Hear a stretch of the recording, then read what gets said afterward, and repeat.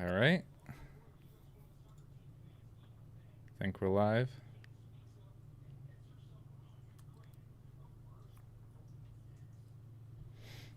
All right.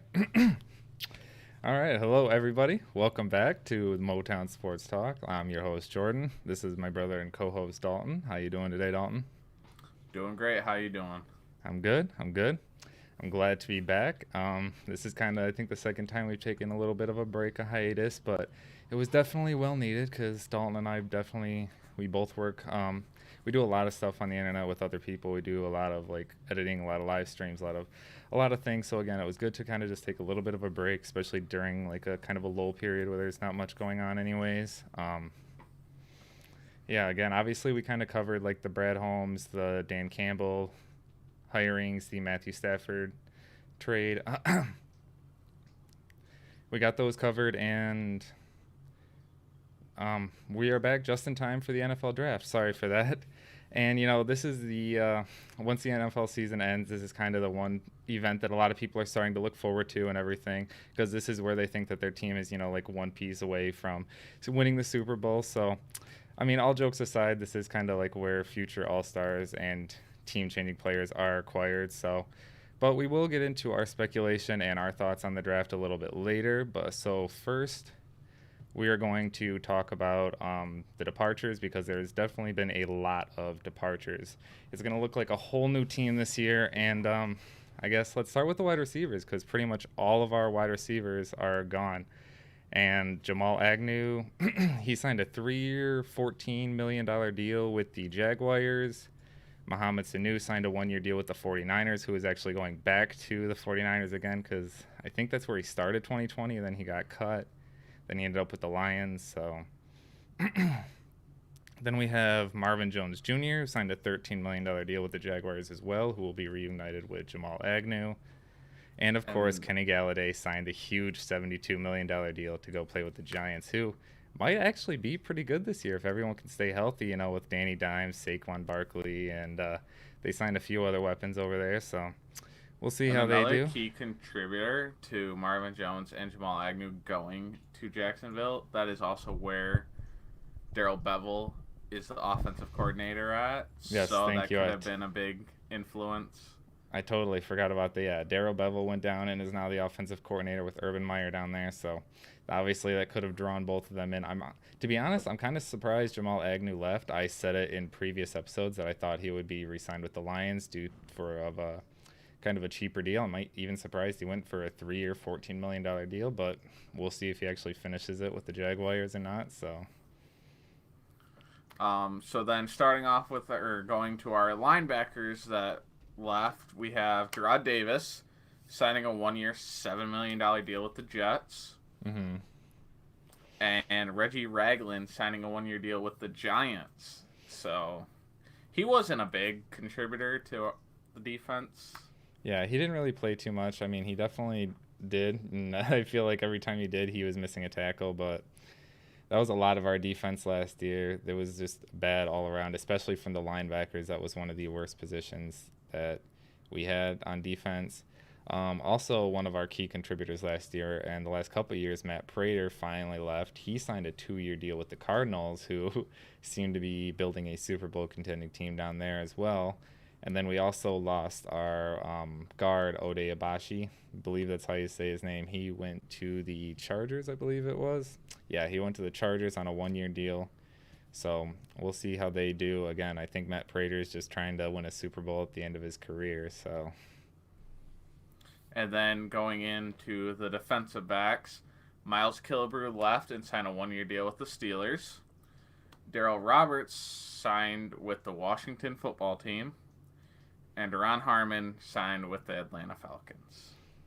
yeah, so our defense is going to look completely different this year. Like I said, it's definitely needed though, because it was definitely bad this year.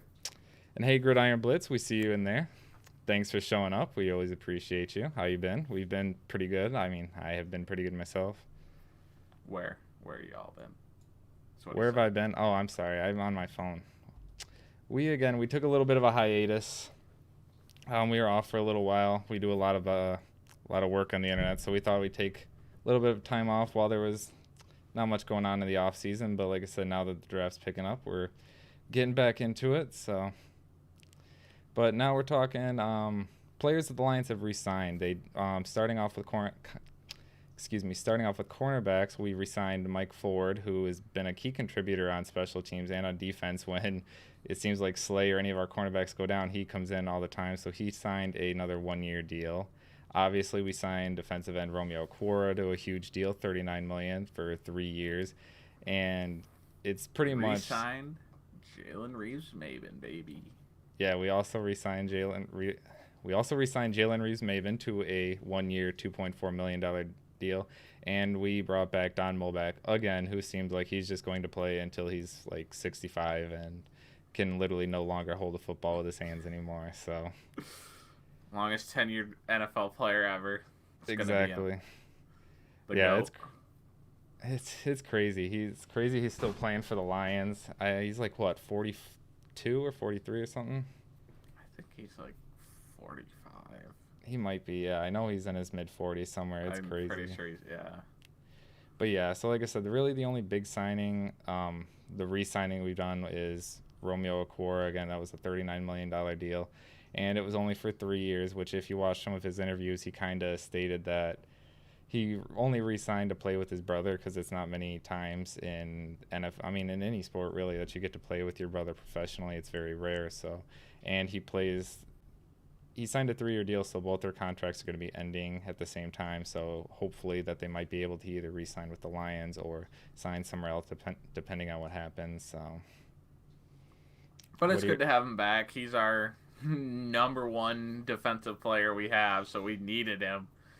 Exactly. Without him, we have no pass rush. Exactly. We've been preaching it for a long time that he was our best player on defense, and everybody knew it. Even the opposing team knew it, and he'd be double teamed, and he would still get pressure and get sacks every single time. So we definitely needed to bring him back, and I'm excited. Hopefully his brother can stay healthy, and seeing them play together is going to be really good. Be the new brother tandem that are great at getting to the quarterback.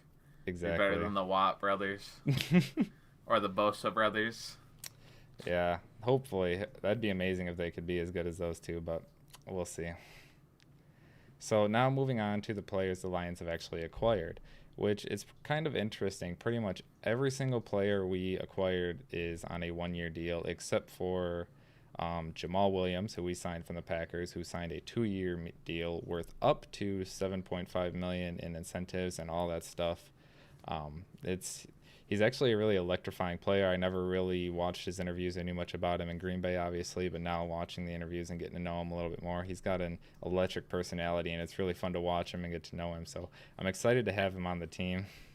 And he's something that Bob Quinn and Matt Patricia would have not even thought about signing, knowing his personality just from seeing his couple interviews. They would not. Because we all heard the TJ or I don't know if everyone heard, but TJ Hawkinson came out and said, like, a couple months after he was drafted, that was Bob Quinn was like, "You're not the same person I drafted." Exactly. TJ likes to have fun, and that's Bob Quinn and Matt Patricia obviously didn't like to have fun, so. Yeah, it's ridiculous. I mean, again, we're not going to get into a whole Bob Quinn, Matt Patricia bashing session, but yeah, it's just cool to see different types of personalities and to see it's fun to see cool new personalities and all that fun stuff in the locker room, because again, we haven't seen this type of openness from head coaches and from players and all this stuff before. So they're so transparent with everything. Exactly. Yeah, it's something we haven't seen even before Matt Patricia with the Jim Caldwell era. He was still kind of the same way, just ho-hum, keep everything hush, look at the medical report, blah, blah, blah, and all that stuff. So it's kind of nice to have somebody who, like you said, is transparent, is actually explains everything that's going on and likes electric personalities, likes those type of people in the locker room and everything like that. So, but moving on, some of the other people we signed Terrell Williams from the Chargers, again on a 1-year deal. And obviously he has a familiarity with Anthony Lynn, the new offensive coordinator, previously with the Chargers together. So then we signed tight end Josh Hill from the Saints, I believe, correct? Yeah, yep. Again, familiarity with Dan Campbell, everything like that. So that's pretty I mean, that he was a tight ends coach too down there, so it's hopefully he can work well with him. Obviously, we have T.J. Hawkinson, um, Jesse James. We cut him? Yeah, I'm pretty sure we did. Can't remember exactly, but we also signed quarterback Tim Boyle to back up Jared Goff. It's still yet to see. I'm sure we're going to draft a quarterback in this draft. It's just yet to see in the first round. Again, we'll get into that later, but he's going to be the backup as of now to Jared Goff. We also signed, excuse me, we also signed wide receiver Brashad Perriman to a 1-year deal. Ooh, he's been everywhere in the league. He's been with the Jets, the Browns. He's been with other teams too. I can't remember exactly, but he's been around. So it's yet to see. We have seen Jess Okuda's posted pictures of them working out together already. Yeah, so it's good to see them getting work in the off season together. Hopefully he can kind of stick, like this is his landing spot and he can kind of expand his career here, but we'll see. Yeah. What do you think about a lot of speed in our wide receiver? Not like necessarily go up, grab them like Kenny Galladay, but a lot of speed. Yeah, exactly. Again, it's going to be interesting to see what we do with all of our offensive players. Like I said, I think our running back group is pretty much set with. I'm assuming we're keeping Kerryon if we haven't cut him at this point. I mean, it might be a training camp cut, but I doubt that. With the Deuce Staley and everything saying that running backs need to block. Yeah, I'm sure. Kerryon's one of the best run blocking running backs, or pass blocking running backs. I really think Kerryon's at least going to stay for the season. Yeah, I agree with you. I think it's going to be Kerryon, DeAndre, and Jamal Agnew as the running back trio. We might add another one again late in the draft, possibly, but we'll get into that a little bit later. Moving on, I'll just kind of rush through these real quick. Some of the signings, and we can kind of discuss them. We signed defensive end Charles Harris. We signed kicker Randy Bullock, again, who's been around. We signed another wide receiver, Khalif Raymond. Linebacker Alex Alonzo. I think that's how you say it. Lonzone. Not sure. Another wide receiver, Damian Ratley. Not sure what the terms are in his contract. Then we have defensive backs, Corn Elder, Quentin Dunbar, and Dean Marlowe, who the Lions all signed again on 1-year contracts. So and don't forget about the defensive tackle that we traded for. Yes, I was getting to that. Sorry, we traded for it was a Michael Booker's, right? That's his name. Yeah. 7th round pick. Yeah. To the Los Angeles Rams. For a 32-year-old defensive tackle, which will help us, saying we let go of Danny Shelton. So all we really have is Nick Williams. Exactly, yeah. Like I said, pretty much our whole defense is going to look extremely different this year. It's going to be interesting to see. But again, I think it's interesting we signed everybody to 1-year deals. And I can't remember if it was Brad Holmes or Dan Campbell that came out and said, but they do believe that signing people to 1-year deal is still building culture, that they can come in and help the young guys that we already have here and the rookies we bring in this year and kind of implement that culture for the future. And then obviously, if they do good, we can always extend them or sign them to a longer contract depending on how they perform here in Detroit. But they do good here and we just don't see them as a fit to us, or we have a young player that we see better and they go on and sign multi-year deals with another team because of how well they played here in Detroit for the season. Exactly. So I'm not expecting anything big out of this season. I'm not expecting playoffs. Again, this is definitely a building block. Even though they keep using retool, blah, blah, blah, it's definitely a rebuilding year. As he said, we're clearly bringing in these players to help mold our young guys and get them ready to set them up for the future. So I don't think we're going to be contending for anything. I mean, again, the NFC North is going to be a toss-up this year depending on what happens with Rodgers. I mean, there's still a lot of toss-up in the air. Again, we're not here to discuss all the full-time host of Jeopardy, baby. Yeah, we're not going to talk hypotheticals here and all that, but I'm just saying it's very possible that the NFC North might not be as good as it has been in the last couple of years this year. So, I mean, we might slip in that one of those last rounds in the playoffs, but I'm just not expecting us to compete I'm just excited to watch some of our young guys. I'm excited to see what DeAndre Swift can do full year healthy. I'm excited to see Jared Goff under Dan Campbell and Anthony Lynn, because Anthony Lynn, again, he's not a great head coach, but we've said this before, like Matt Patricia, not a head coach, but he still might be a really good defensive coordinator in New England. And same thing with Anthony Lynn. He's not the best head coach. I mean, he was still okay in LA, but he's still got, what's his name, Justin Herbert. He's still got the best out of Phillip Rivers too at the end of his career. So it's like he's still a good offensive coordinator. I think he can get the most out of Jared Goff and stuff. So I'm also excited to see T.J. Hockenson going into his third year. Pro Bowl his second year. I think with Dan Campbell and everything, I think T.J. Hawkinson's might even take a next step. Yeah, T.J. Hawkinson's been George working Kittle, out. Travis Kelce. Yeah, he's been working out with George Kittle, isn't it? He's been working out with George Kittle all off season pretty much. He keeps posting pictures of him working out and everything. So he's just grinding, trying to get better every year. Like I said, I think if not this year, but next year, that he's going to be one of those elite tight ends, because like I said, he's already on his way there, as you just mentioned. So anything else you want to mention about some of the people Lions have acquired so far? Anything?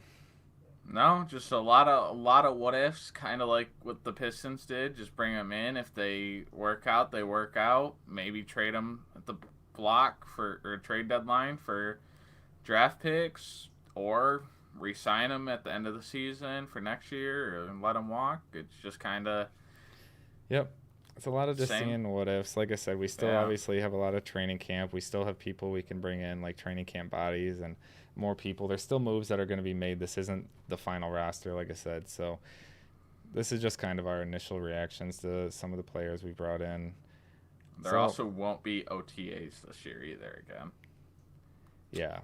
The Lions have players said that they're going to be voluntarily opting out. They were, I think, the third or fourth team to say that they were going to do that. So I don't think it's that big of a deal. A lot of players said that that really helped them last year. So again, because they get to work at like their own facilities and but see, that's the thing. Not everyone is T.J. Hawkinson and working out as much as he is and trying as hard and everything. So, but then you can, like Stafford did last year with Swift and everyone. Like he called them out and met them up and worked together with them himself. So, and again, these are all professional athletes. I'm not saying anything against anyone, but we'll just see what plays out if they end up some teams having OTAs. If not, and then I guess we can kind of gauge from there. If teams who did have OTAs have a better record, I guess we can kind of judge it at the end of the season. But for now, we'll just have to wait and see. Maybe players, again, maybe it's better for their long-term health not doing this. Maybe, I don't know. And again, we don't know what players are doing. Like I said, it was already rumored that Trevor Lawrence already has the playbook from the Jaguars, supposedly, and he's already learning that,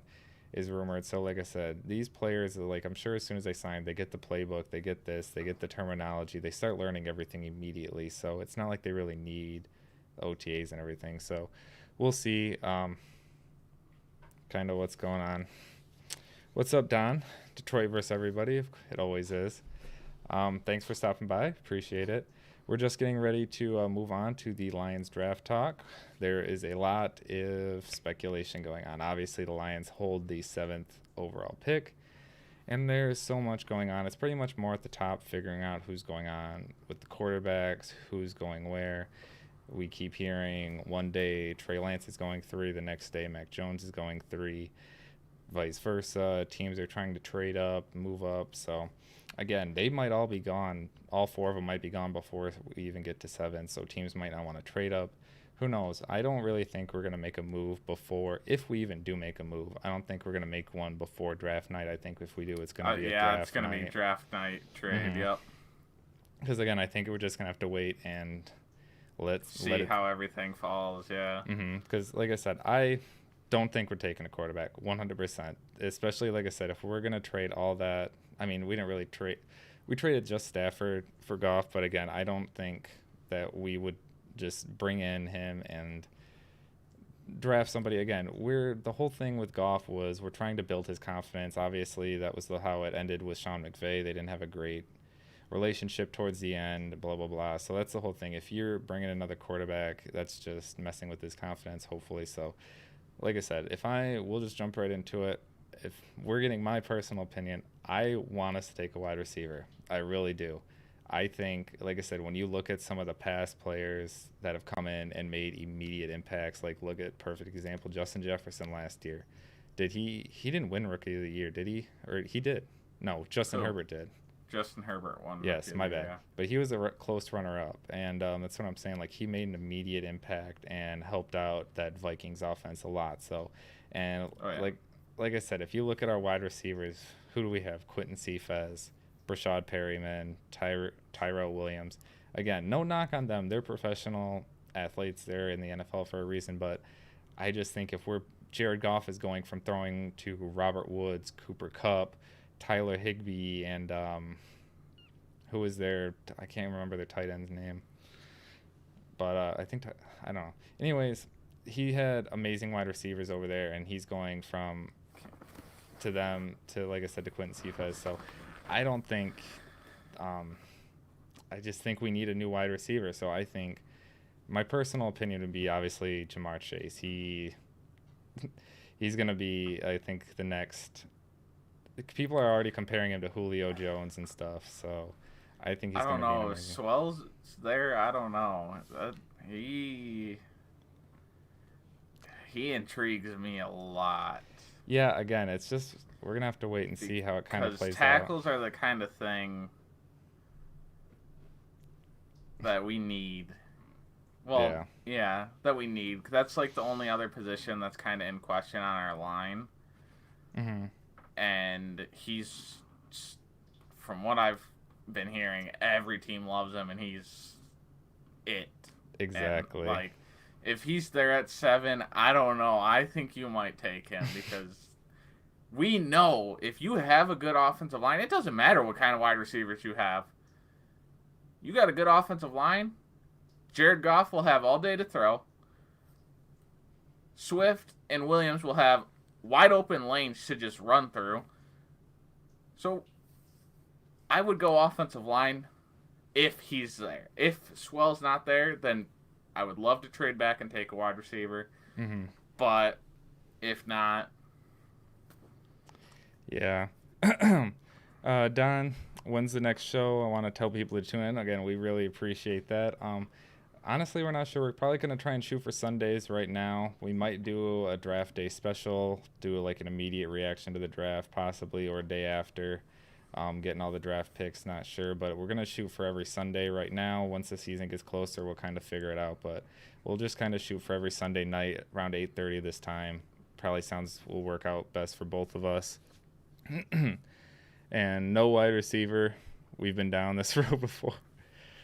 Yes, we have been down the Matt Millen era. If we want to go back and look at all the wide receivers till he finally hit on one with Calvin Johnson. But, yeah, I don't know. Again, like I said, if we're bringing Jared Goff in here and I just look at Justin Jefferson and how some of these other top wide receivers come out and make an immediate impact, I think, like I said, if you look at Jamar Chase, he is just too good of an option to pass up. But then how do you pass up Smith? He's a wide receiver that won the Heisman. Yeah, I know. Devontae Smith is good. Don't get me wrong, but I just don't think this is my opinion. Again, I'm not a scout. I'm not an NFL scout for a reason, but I just think he's too skinny. I know he's going to be a top 10, top 15 draft, but he's going to have to put on some weight. Again, if you look at some of these linebackers and cornerbacks that are taking these guys out, he's too skinny. He's going to get an ACL tear. He's going to hurt a leg. Like, he's going to get hurt his first, second year in the league. I know. I just don't think we go with wide receiver right now. Yeah, again, I definitely think we need to do... Because we've had one of the best wide receivers of all time. Did it help our team win? Not really, no. You're right. Offensive line and defense are the two main things that you need for a team. So yes. I'm going Swell or Micah Parsons. And I would love to trade back and get either one of them. But Swell, trading back, you're probably not getting him. I don't even know if he'll be there at 7. So maybe trade back and get Parsons. But Yeah, see, that's another. If we're gonna move back, I wouldn't mind moving back and taking Parsons because I think, like I said, our defense is terrible and linebackers. especially linebackers. Yeah, that's somewhere we definitely need to improve, and we obviously haven't really signed any big linebackers besides Alex Alon's um, this offseason. So I wouldn't mind taking him. I definitely think he might be. Again, I don't think he's top 10 pick, so if we're going to move back, he'd be somebody I'd be willing to take. And then same thing with Swell. I think he's going to be gone too high, even though the quarterbacks, like, he's going to be the. It's going to go I all see him going to the quarterbacks. Chargers. Yeah, it's The going to be all, like I Chargers said, are the going to take him. top five, six picks are going to be like all quarterbacks and him somewhere, Swell somewhere mixed in there, like I said. And then I maybe think one. Chargers at 5. Yeah, I so. think that's where Swell's going to go. He'd be a great fit there, but Yeah, I'd love to get him. exactly. I don't think he's going to make it down to 7, so. I mean, maybe a team trades up, offers the Chargers is too good of a trade to. Because, I mean, you're getting a bunch of picks, and you're like, we can fall back, get a bunch of picks. And you might take it, then Swell might be there at 7. Possible. And then at that point, there's probably no reason to trade back, so we might as well take him. Yeah. This draft is so questionable, like everything. I just can't wait till Especially after the trades too. yeah. Like all the trades that have already happened, it's so questionable. I know, like I said, it's going to be really interesting, especially with the 49ers moving up. I think they're the biggest question mark if they're either going Trey Lance or Mac Jones, which obviously it's pretty obvious. And then I guess another question, like you said, is what's going to happen with Jimmy Garoppolo? Are they trading him? Are they going to keep him? Are they going to sit? Are they going to draft Trey Lance, sit him behind Jimmy Garoppolo? So many questions. Could never imagine drafting a quarterback and sitting him behind Jimmy. I'm sorry, Jimmy Garoppolo's not that good of a quarterback. Exactly. So like I said, that's why there's so many questions and everything. You made me lose my train of thought with the. I'm sorry.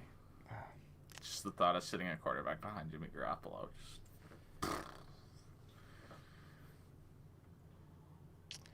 Cursed by Sports. Enjoy the run up to the draft, fellas. Everything is wide open. Yes, it is. Thank you for tuning in, man. We appreciate it. But yeah, like I said, that's what you're just saying. It's so many question marks, so many. It's basically like I was just saying. It's pretty much going to be probably all 4 quarterbacks are going to be gone within the top 5, top 6 picks. Honestly, they're probably going to be gone before we. I even think get a chance. honestly, all 5 of the main. I even think Mac Jones is going to be gone up there because I think a team's going to get like the first 4 are going to go, and a team that's lower is going to get worried and they're going to trade up to get him. Exactly. Yeah. So we'll see what happens. There's a lot going on. Man, I had a point I was going to make before you made that comment. I'm sorry. It's all right. I forget what it was going to be. I can't remember. And there's not really much else I guess I have on the draft. Again, I don't.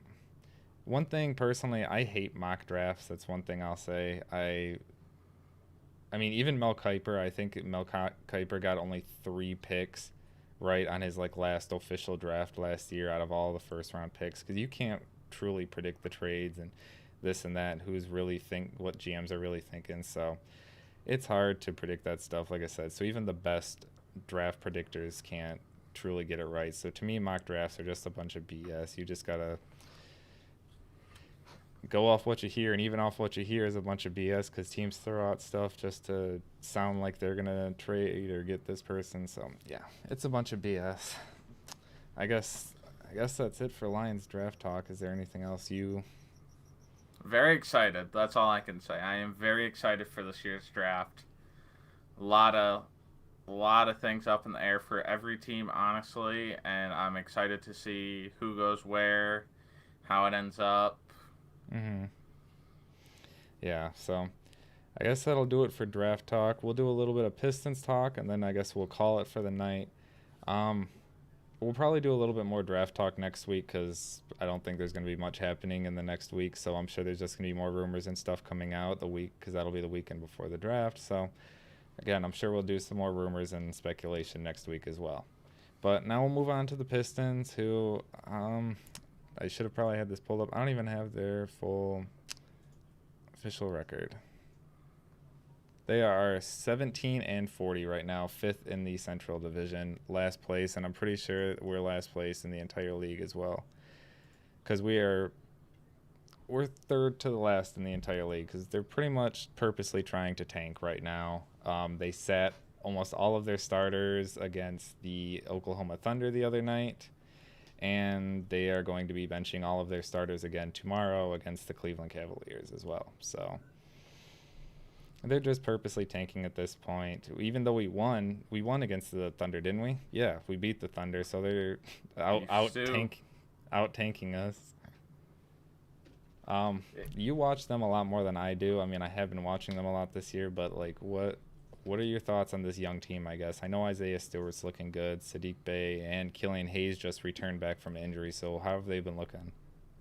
So Beef Stew and Sadiq Bey, 100% locks for all rookie like teams. I guarantee both of them are going to be on all rookie 1 and 2, but they're going to be on all rookie teams. Isaiah Stewart, each and every game just gets better. He's rebounding, blocking. He reminds me of an Andre Drummond, Ben Wallace combo. That's what he reminds me of. He has the energy, the defensive blocks, and everything like Ben Wallace did, but then he also has the skill to score like Drummond and rebound like Drummond. And he always gets in the minds of the opposing center that he's playing in. There's always getting into fights and getting technicals and stuff like that. I love Beef Stew. And that's his nickname, Beef Stew. Yesterday, wasn't it? It was his first start, or? No. Yeah, I didn't think so. But he had what, like 15, or how many rebounds he had? I forget.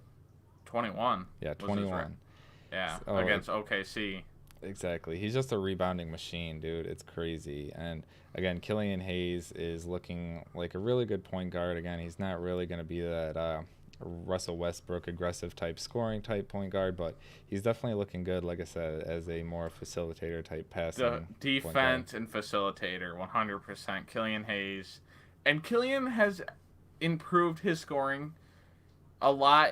Before his injury, he was short arming a lot of them, basically always just hitting the front of the rim, just really short arming them. And now recently, all his floaters, like everything he's been shooting, have been going in. But that's the thing, is he doesn't look to shoot. He's always looking to pass, get other people involved. He's made some extremely great passes. Yeah, there's been some highlights all over the internet of that huge spin pass he threw up court to, what was it, Isaiah Sadiq Stewart? Bey. Oh, Sadiq Bey. And then getting to Sadiq Bey, he's a three-point shooter for sure. He's a good three-point shooter, but he's a rookie, but he's already learned that when he can't shoot, to go inside and go to the paint, bully the smaller players, and get points in the paint, which I absolutely love, because that's a veteran mindset right there. Oh, I can't hit my jump shot tonight. All right, let me go down to the paint. Let me get a couple, and then let me go out and try to hit my shot after I've seen a couple fall and everything. So, like, Sadiq Bey's game has improved tremendously. I really love this team. They fight hard every game. Even though we lose, they're always, like, it's never really a blowout. I know there's a couple games that we are getting blown out. Yeah, there's been some, but a lot of games and a lot of good teams that are high seeds for playoffs we've been taking down to the wire or stuff, and I love this team, and I'm excited. I trusted Troy Weaver. Yeah, if anyone's watched this team from the beginning of the season to now, I obviously haven't watched every single game, but I have been watching from the beginning of the season to now, and you can definitely see improvement in these young players. Like I said, they have improved so much, especially because they've been getting a lot of playing time. I don't think, and maybe the Thunder, again, I can't think of another team that's starting as many rookies and playing that are getting as many starting minutes, or just playing minutes in general. I saw a thing that the Oklahoma Sooners, the college basketball team, average age for their starters was 21.5. The Oklahoma City Thunder average age for their starters was 20.6. Wow. So a college basketball team had an average older starting group than the NBA team.